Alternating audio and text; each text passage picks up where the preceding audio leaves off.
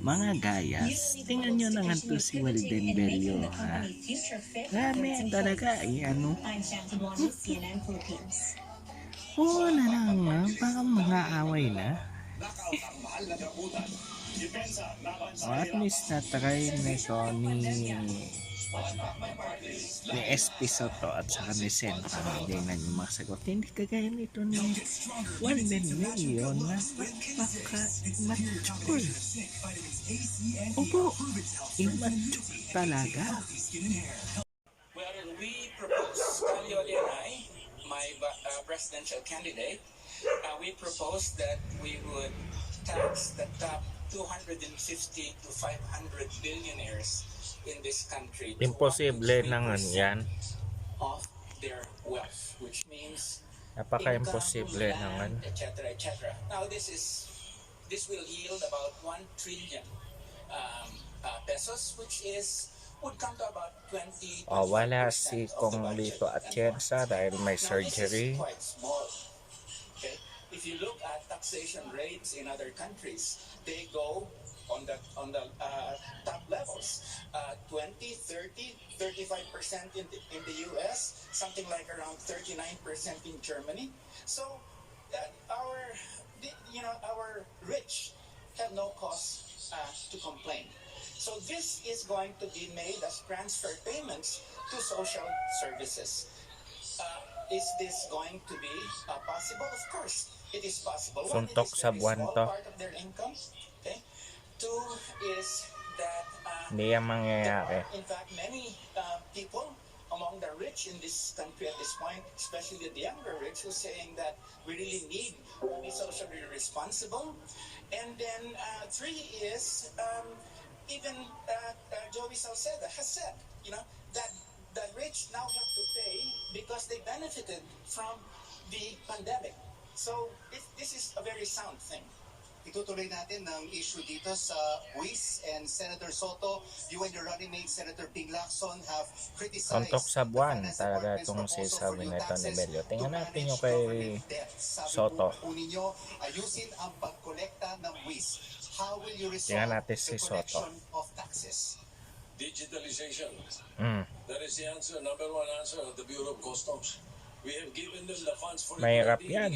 Isa pa to. They want human intervention. Once we remove human intervention, we remove corruption, and we improve the collection of taxes. Ganun mismo na kahit sa BIR, kailangan improve natin collection of taxes. Hindi pa pwedeng dagdag ng tax. Nagbawas nga kami. We passed in the create law that yung lahat ng below 250,000 a year ang kinikita, hindi dapat magbayad ng income tax. Dinasa din namin yun. Okay, moving on to Mr. Manny Lopez, who is an economist. Your question, to increase taxes or not, at ano pong klase ng buwis? I think Si Manny fiscal Lopez. side of governance in this country. Kasi Walden Bello napaka-immature. And there is a lot of room for improvement. First and foremost, the collection of taxes should be more efficient. Any avoidance of taxes should be penalized. And e-governance, as the good Senate President has mentioned, is a part of our legislative and executive agenda to improve efficiency in tax collection. On the same premise, on the other side of the coin, is to make best use of our taxes. And this means elimination of the leakages in the public finance sector, make our project implementation and program implementation more efficient, and there should be, better auditing procedures to make sure that every tax collected from the people should be spent wisely. So it's an overall picture, and the Public Finance Reform Management Act, which remains to be implemented up to this time, has not been implemented. And given the mandate to assume a more responsible position in this republic, we will make sure that our taxation system, our fiscal policy, will be improved dramatically. Thank you. And since we are on the topic of tax collection, the Bureau of Internal Revenue, or BIR, has been identified by the Anti-Corruption Task Force as one of the graft-prone agencies. Kakahol Once upon kaya a to time, si there was even Belio a proposal ulit. to abolish the Bureau. Former President and Vice President, third lawmaker Gloria Macapagal Arroyo, proposed in 2017 to replace the BIR with a National Revenue Authority. Ang sinabi niya, there is a need to address growing taxpayer dissatisfaction and the increasing perception of systemic corruption in the BIR. Our question is, Ayun. as Vice President, how will you help end the systemic corruption in the BIR? Senator Pangilinan, you have 90 seconds. Well, again, I will go back to, you have to punish swiftly the guilty. Hindi pa pwedeng hindi pinaparusahan ang mga nagkakasala. Oo. Ang nangyayari kasi, pag ikaw ay magnakaw nga ng mas marami, mas meron kang abogado, makakalusot ka dahil mabagal ang sistema ng katarungan. Tama. In the long run, you have to modernize your judiciary. You cannot have a modern judiciary with a third world budget. So we Correct. have to increase support for our judiciary. Dagdagan pa ang benefits ng mga huwes, mga prosecutor, ng mga court staff para maging efficient. Increase the budget. If we can double it, why not? And in exchange, dapat mabilis ang paglilitis. Ngayon kasi 6 na taon ang average ng paglilitis. Dapat yan mabawasan sa 3 o 2 taon na lamang. Dahil pag mas marami ang napaparusahan sa mabilis na paraan, talagang magkakaroon ng takot at respeto sa ating mga batas. So that's how you address corruption and that's how you address itong misfeasance or pang-aabuso sa pwesto. Hindi lang ng BIR at iba pang mga ahensya. Balikan ko rin lang, between imposing more taxes and having a more efficient system of collection, we would always should prioritize the latter. Dahil hindi nakokolekta. 700 billion pesos a year, sabi ng COA, ang nawawala sa corruption. Siyempre, ang pakiramdam ng taxpayer, ibinabayad ko sa inyo, dinanakaw lang ninyo. So, kinakailangan talaga ng mabilis na paglilitis at parusa ng corruption issue. So, Senator Pangilinan, paano natin pwedeng iksian ang paglilitis? Alam natin dito ang hustisya sa Mabagal. Pilipinas, matagal Ano sa kaya? mga korte. Unang-una, fill up all the vacancies in our court system. There are about 25% of our courts walang judge, kaya mabagal. To add more courts para yung dami ng kaso ay hindi na overloaded ang court system natin. Okay. And of course, hire more judges, give them more support, and then ito nga, convene the JELAC, which is the Judiciary Executive Legislative Advisory Council. The Senate President, the Speaker of the House, the Chief Justice, and the President of the country sits in the JELAC. It has been convened twice in 2008. It should be convened when the next administration comes in, and we talk about budgetary support.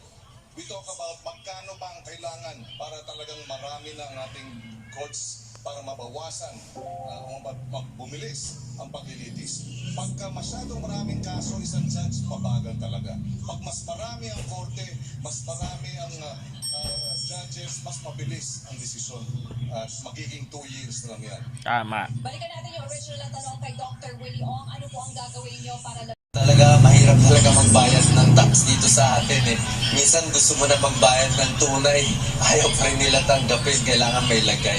Tama naman po sinabi ni Senator Tito Soto, kailangan i-computerize. Alisin yung usap ng tao sa tao, dyan makukuha yung corruption. Siya ay fixer. I-simplify yung pagbayad ng tax. Isa pa, pwede natin i-broaden, paramihin yung nagbabayad ng tax. Ayon sa pag-aaral, parang 19% lang ang nagbabayad eh. Kaya nahihirapan yung 19%. Kung mas marami ang magbabayad, mas magaan ito.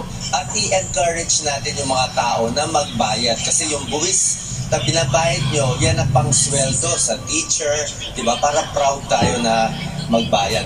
Pwede rin ayusin yung BIR eh. May concept na i-retire mo, tapos i-rehire mo yung iba. Pwede natin gawin to para malinis yung mga bad apples. Tuloy-tuloy din yung tulong natin sa MSME.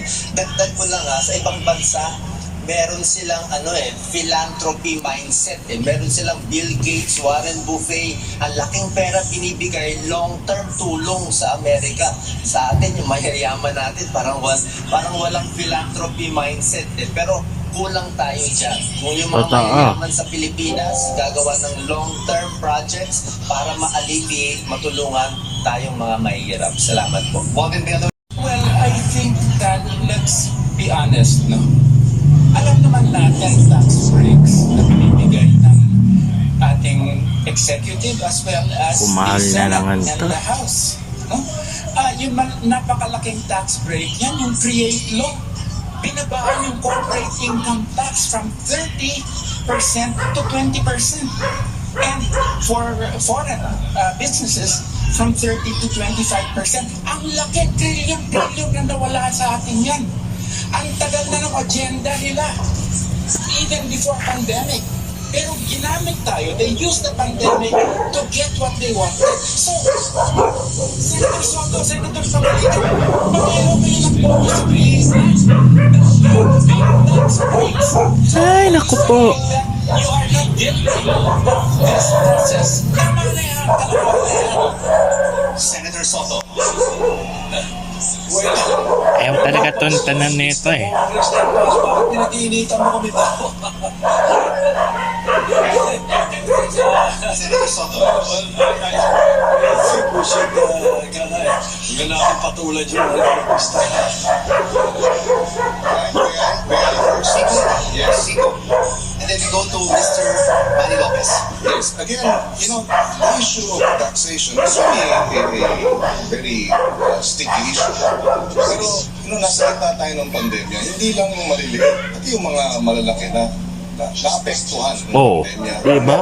At saka and the create law precisely, binabaan ito as a means to be able Saan ang utak ni Bello? Even the biggest companies like itong mga airline companies, billion din ang nawawala sa kanila dahil dito sa pandemya. Diba? So we voted in favor of that because we recognize na iba ang kondisyon sa ngayon because of the pandemic. Unprecedented yung bagsak ng ating ekonomiya, unprecedented itong kawalan ng hanap buhay at trabaho. Kaya dapat unprecedented din ang kilos. I can understand yung concern ni Professor Bello regarding itong mga tax perks and tax breaks, but because it was a different, never before experienced pandemic,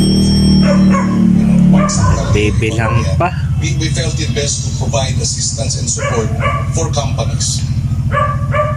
Isa pa daw. Mr. Manny Lopez. I have a question to my fraternity brad, Senator Martina. Very simple question lang, Brad.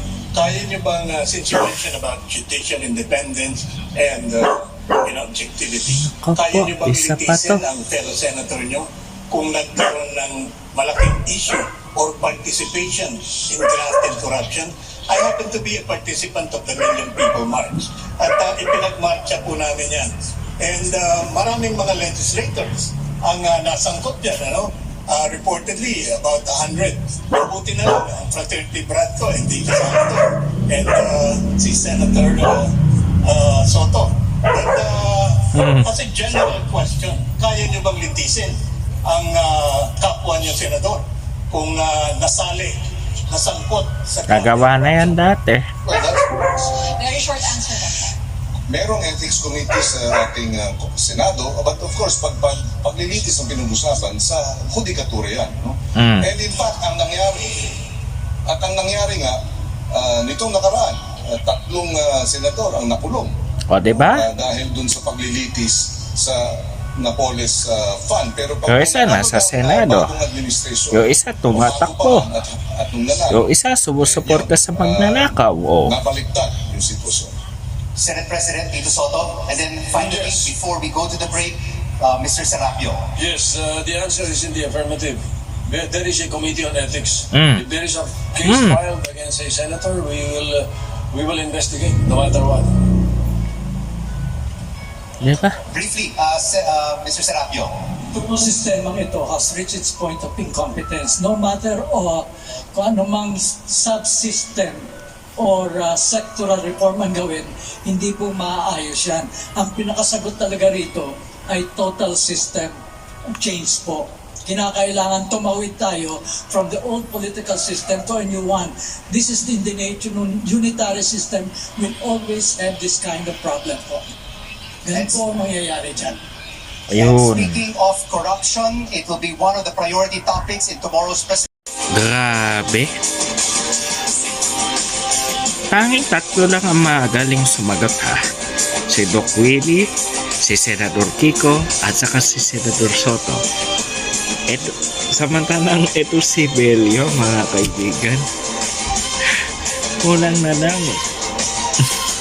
Maputol ang kanyang ugat sa leeg. Eh, nako. Kung may nasiga si General